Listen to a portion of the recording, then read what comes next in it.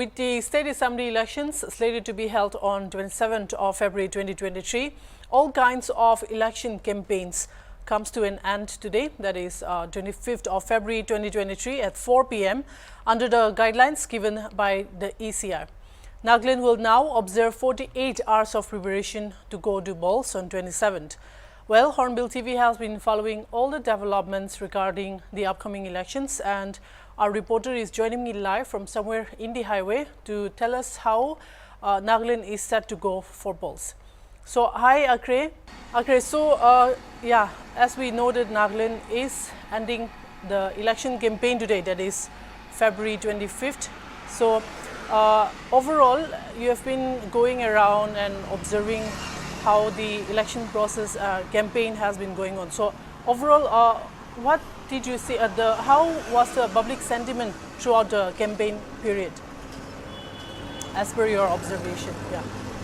So since last year we have already been following and attending press conference of few parties as well. Speaking about the Congress, JDU and BJP and DPP, the ruling parties right now. So in fact, it's very a joyous thing to see that it's not just the candidates who are into the election, but also we see that the public are also aware of the fact that their votes are needed for good governance. And we have seen massive public participation starting from this year itself. In fact, even in these campaigns, lately we have been covering for Gaspani 1, Gaspani 2, Dimapur 1, 2, 3. And we have seen massive people come and join the campaign and share their ideas as well. Also, we have seen this time a new trend we have seen in Dimapur and other districts of Nagaland as well. That is open a common platform for the candidates. We have seen two common open platform for the candidates, especially in Gaspani 2. We have seen the church organizations organized two common platforms, open platforms for the three candidates from Gaspani 2, and we have seen them share their ideas. Not just that, but the church was also open enough to organize a question hour for the public and the candidates. And we have seen that all in all, we have seen that not just the candidates, but then the public are also aware of the fact that their votes are necessary for a good governance, and we have seen a massive participation. Speaking about something that is noted to be here, something that is noted to be noted here is the three women candidates from the two ruling parties. That is one from BJP, from Atuizu, and two from NDPP, that is Dimapur 3 and Western Angami 2. So just the day before yesterday, we have seen the Assam Chief Minister Himanta Biswa Sarma and Nagaland Chief Minister Nipurio campaign for the three women candidates, and Himanta Biswa Sarma stated that they have created history in Nagaland by campaigning for these three women candidates in one day. So and the most amazing part is that we were present at Hekani Jakalu's campaign, and we have seen in terms of thousands of people to support her and listen to her and listen to the other two chief ministers who were there to campaign for her. So all in all, we have seen the massive public participation we have seen massive public participation this time in Nagaland for the 2023 elections. All right, Akre, and we've seen that this year there are three women candidates who are going to contest. So overall, how has the public response been regarding women participation in this election this year? Yeah, like I've already given you a briefing of how how the public turned up also. So this time I've already given you a briefing on that, so I won't be speaking about the public turn up, but I'll be speaking about the involvement of the party leaders in this.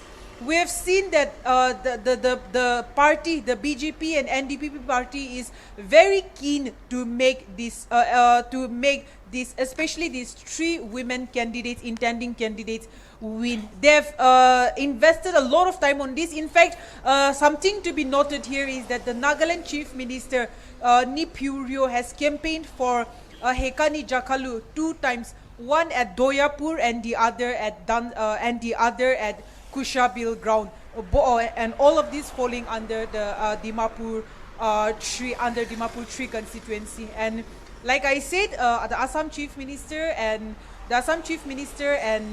Nagaland Chief Minister also campaigned for these 3 women candidates, all in all, in a day. We have seen their dedication for these 3 women candidates, and they are very keen. The party leaders are very keen to make these 3 women candidates win. And just yesterday, in the arrival of, in the visit, the rally of Prime Minister Narendra Modi, we spoke to few women who were present to witness the rally of Prime Minister Narendra Modi. We spoke to them post the program, and they've said that if these 3 intending women candidates come up as MLAs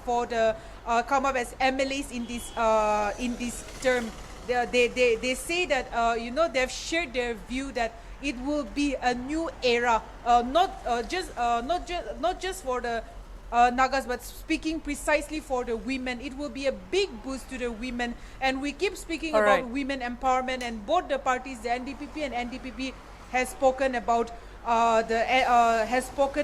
women empowerment. So the women participants there say that it will be a new era, and it will be a huge boost to the women here in Nagaland.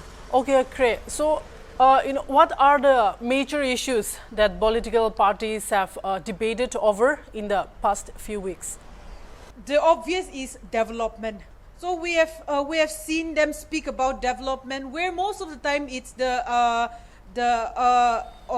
intending candidates who promise developments, and the kind of vision they put up to the public, and also some main things that all the intending candidates focused on was education. So we have seen like I spoke about the Gaspani 2 open platform, where all the 3 candidates had a common platform, and one something very common about all of these 3 intending candidates, all these candidates' vision is that they all focused on education and development, that is road construction.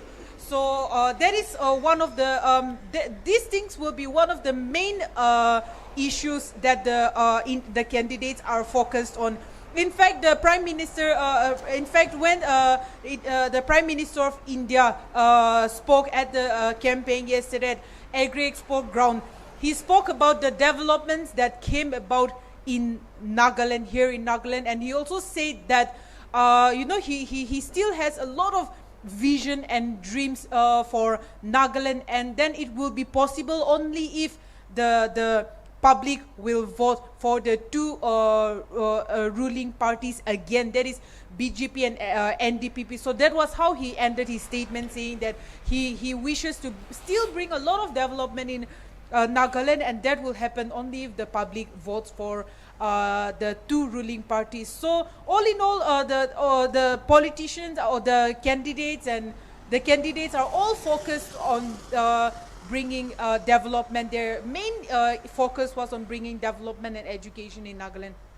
All right, Akre. Lastly, we've seen in the notification, press statement releases, and we've seen that in some areas of Nagaland, CRPC 144 has been imposed in some of the districts. And despite the imposition of those kind of issues, are there any particular groups or communities that have been most affected by the election process even today? Yes, so let me mention, directly go to mentioning the pre-poll violence happening in Nagaland. So we have spoken to the Chief Minister of Nagaland on this, and he said that pre-poll violence happening in a state in Nagaland itself is not normal. And he, in fact, he precisely mentioned the Chungtia incident where a person was abducted and killed, and he condemned the incident, and he said that law the law will take its own course of action.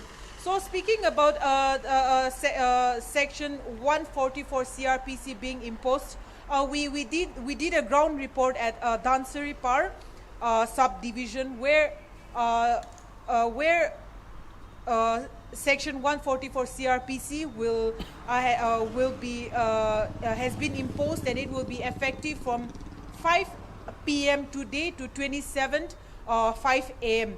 So there we have seen violence in many places, many districts of Nagaland, like Dimapur 2, Mokokchung, Tizit, and then like I've said, the Mokokchung district, Chungtia to be precise, and then in Dimapur 3 as well. So the Dimapur 3, we have also did a ground report where the chairman of Munglumuk village and his wife were assaulted by miscreants, and they are still in the process of identifying these people. And also we have heard from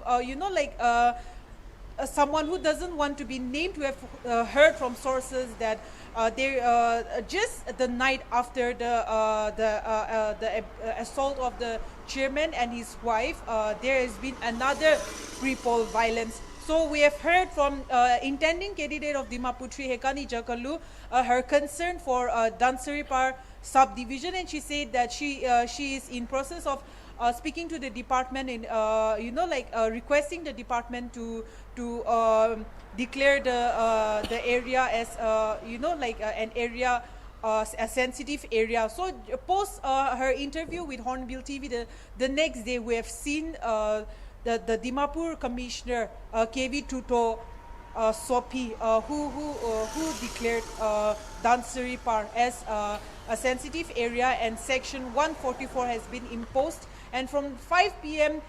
Today to 5 a.m. of the 27th, not more than 3 people will be able, not more than 5 people are allowed to gather there at Dhansari Par subdivision area. All right, great. Thank you so much for joining me and giving us with the updates and details. Thank you so much.